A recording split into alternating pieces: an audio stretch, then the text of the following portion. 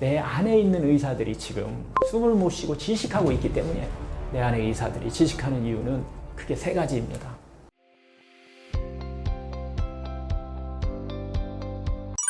내 안에 100명의 의사가 활동 못하는 이유는 무엇인가요? 여러분, 저는 늘 이렇게 말씀드립니다. 우리 몸 안에 100명의 의사가 있다. 그들이 면역, 해독, 재생, 순환 이런 것들이, 이 의사들이 서로 협력해서 몸을 지키고 또 고쳐갑니다. 그런데 암 환자들 중에는 이렇게 말씀하는 분들이 상당히 많이 있습니다. 저는 왜 이렇게 회복이 더딜까요? 아무리 치료를 받아도 몸이 따라주질 않아요. 그 이유는 간단합니다. 내 안에 있는 의사들이 지금 숨을 못 쉬고 지식하고 있기 때문이에요. 제가 만난 한 50대 여성 유방암 환자분도 그랬습니다. 늘 가슴이 답답하고 호흡은 가슴 위에서 짧게만 오르내렸죠. 이분이 항상 원장님, 숨을 쉬는데도 속은 늘 막혀 있는 것 같아요. 그분은 늘 긴장 속에서 살고 있었습니다. 가족에게도 힘든 마음을 표현하지 못했고, 회사에서는 늘 웃는 얼굴 뒤로는 스트레스를 계속 삼켜야 했습니다. 특히 이제 항암치료 부작용으로 면역 수치가 많이 낮아져 있었고, 잦은 감기에도 쉽게 이렇게 무너졌는데요. 겉으로는 숨을 쉬고 있었지만은 세포까지 산소가 충분히 닿지 않았던 겁니다. 즉, 내 안의 의사들이 연료를 공급받지 못해서 일을 못하고 앉아 있었던 거예요. 그럼 왜 이런 일이 벌어질까요? 내 안의 의사들이 지식하는 이유는 크게 세 가지입니다. 첫째, 얕은 호흡이에요. 숨은 쉬지만 산소가 구석구석까지 가지 못한다는 거죠. 호흡이 짧으면 면역세포는 에너지를 얻을 힘을 잃게 됩니다. 마치 군인에게 총은 있는데 총알이 없는 상태와 똑같아요. 둘째는 긴장된 삶입니다. 스트레스를 풀지 못하고 삼켜버리면 가슴이 굳고 호흡길이 막혀버립니다. 늘 긴장 모드, 이 교감신경만 키어 있거나 내 안의 의사들이 회복 모드로 전환할 틈이 없게 되면은 이런 일이 벌어지게 되죠. 셋째는 저체온, 저산소 환경인데요. 몸이 차갑고 산소가 부족하면은 혈액순환이 막히고 세포는 산소를 못 받아서 질식합니다. 그 결과 면역을 지키는 의사, 독소를 빼는 의사, 새살을 재생시키는 의사까지 모두 힘을 잃고 무력해지는 거예요. 정리하면 얕은 호흡, 긴장된 삶, 저체온, 저산소 환경, 이 세 가지가 내 안의 의사들을 질식시키는 주범입니다. 2010년에 세계적인 심신의학 연구 저널이 있는데요. 이 연구가 결과를 잘 보여주는데요. 연구진들은 얕은 호흡을 하는 사람들과 깊은 호흡을 하는 사람들을 이렇게 비교를 했습니다. 얕은 호흡 그룹은 스트레스 코르티졸 수치가 쑥 올라가게 되고 면역 지표는 쭉 떨어지는 이런 결과를 보였고요. 결국은 몸은 늘 긴장 모드에 갇혀 있고 내 안의 의사들은 힘을 잃은 상태를 계속 그런 삶을 살았던 거예요. 반대로 깊고 안정된 호흡을 하는 그룹은 스트레스가 줄고 면역 기능이 훨씬 건강하게 유지하는 것을 발견했습니다. 앞서 말씀드린 그 50대 환자분도 바로 이 경우였습니다. 숨은 쉬고 있었지만 늘 가쁘고 얕았고 코티솔이 높아져서 면역이 제 힘을 못 쓰고 있었던 거였죠. 저는 이분께 5 자연호흡법을 권했습니다. 들이마실 때 5초, 내쉴 때 5초, 10초, 10초는 너무 힘들어서 5초, 5초를 이분한테 보내드렸는데, 특히 내쉴 때는 이 괜찮다는 메시지를 몸에 이렇게 되새기면서 긴장을 풀도록 했습니다. 처음에는 막 힘들어 했지만은, 그래서 이제 3초부터 시작을 했는데요. 그래서 조금씩 늘려가는 방법도 괜찮습니다. 한 달 뒤 환자분은 이렇게 말씀하셨어요. 속이 편해지니까, 호흡이 편해지니까 속도 편해지고 밤에 깊이 잘 수 있습니다 라고 이렇게 이야기를 하세요. 그리고 또 몸이 덜 피곤하고 마음이 일단 많이 편안해졌습니다 라는 얘기를 하셨는데요. 검사 수치도 조금씩 이제 회복세를 보였고, 무엇보다 본인이 내 안의 의사들이 다시 일하는 것 같다라고 할 만큼 몸과 마음이 여유 있게 달라졌습니다. 이걸 자연치유 눈으로 보면은요, 시선으로 이걸 자연치유로 보면 호흡은 하여튼 단순히 공기를 들이마시는 게 아닙니다. 호흡은 내 안의 의사들에게 연결된 어떤 하나의 생명줄입니다. 산소는 세포를 적셔주는 강물과 같아서 그 흐름이 멈추면 모든 생명이 시들듯이 숨이 얕아지면 내 안의 의사들이 숨통을 잃게 된다는 거죠. 하지만 깊고 천천한 열렬 자연호흡법 같은 이런 것들은 마른 땅에 비가 내리게 하는 산소의 강물을 세포에 풀어넣어주는 훈련입니다. 그 순간 내 안의 의사들이 다시 숨을 막 돌리고 각자의 자리에서 일을 시작하게 됩니다. 여러분, 내 안의 의사들이 지식하는 이유는 아주 단순합니다. 숨이 얕고 긴장이 풀리지 않고 산소가 부족하기 때문입니다. 하지만 우리에게 희망은 있습니다. 단 10분의 깊은 호흡만으로도 강물이 다시 흐르듯 산소가 세포를 이렇게 적시고 의사들이 다시 일터로 다 돌아옵니다. 오늘 여러분의 숨은 어떤가요? 짧고 급한 숨인가요? 아니면 깊고 편안한 숨인가요? 오늘부터 이 호흡법으로 내 안의 의사들에게 산소를 한번 불어넣어 보세요.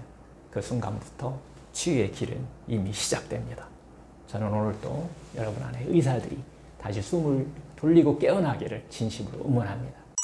내 몸을 살리는 호흡법 어떻게 해야 할까요? 지금 이 순간에도 숨을 쉬고 계시죠? 그런데 중요한 건 숨을 쉬고 있다가 아니라 어떻게 숨을 쉬고 있느냐입니다.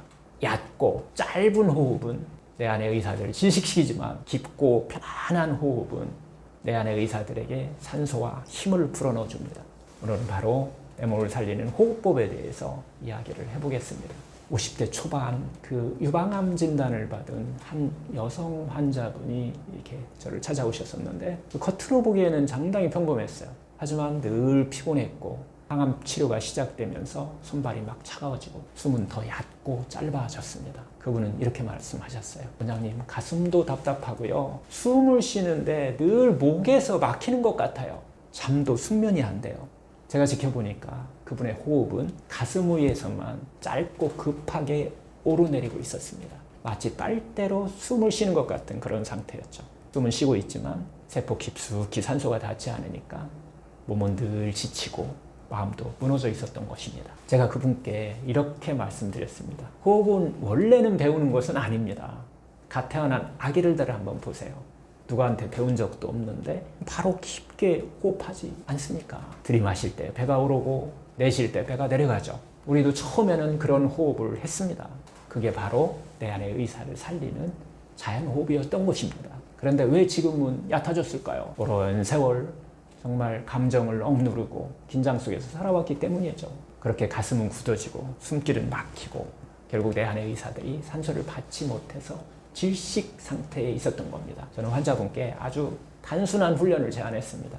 10초 들이마시 10초 내쉬는 열혈 자연호흡법을 한번 해봅시다. 이거 방법은 아주 심플합니다. 코로 천천히 10초 한번 들이마시고 10초 정도 들이마시면요 배가 자연스럽게 불어오르는 것을 느낍니다. 그리고 다시 코로 10초 동안 길게 내쉽니다. 파도가 밀려왔다가 밀려가듯이 들이쉬면 배가 부풀고 내쉬면 배가 줄어듭니다. 내쉴 때 몸속에 쌓인 긴장과 두려움이 빠져나간다고 한번 상상해 보세요. 이렇게 쉬운데 환자분은 처음에 정말 힘들어했습니다. 그래서 10초는 너무 길었고 자꾸 3, 4초 만에 숨이 끊기는 것을 본인이 아는 거예요. 그래서 이제는 3초 들숨, 3초 날숨부터 시작했습니다. 방송 시청하시는 분들 지금 한번 같이 따라해 보세요. 들으실 때는 마음속으로 들이쉰다. 내쉴 때는 마음속으로 내쉰다. 그러면 3초 들숨, 3초 날숨 연습이 됩니다. 그래서 들이쉴 때는 들이쉰다, 내쉴 때는 내쉰다라고 이렇게 마음속으로 생각하면서 호흡을 반복하면 됩니다. 그리고 마음은 그때 마음이 중요한데요. 호흡을 같이 따라가야 돼요.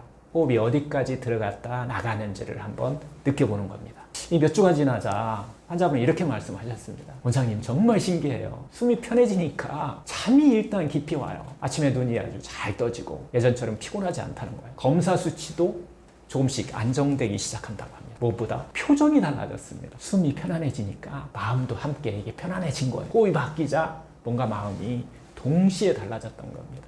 내 안의 의사들이 다시 깨어나 일을 시작한 거죠. 자연치유 관점에서 보면 호흡은 하여튼 단순히 공기를 들이마시는 게 아니에요. 호흡은 내 안의 의사들에게 산소라는 강물을 흘려보내는 길입니다.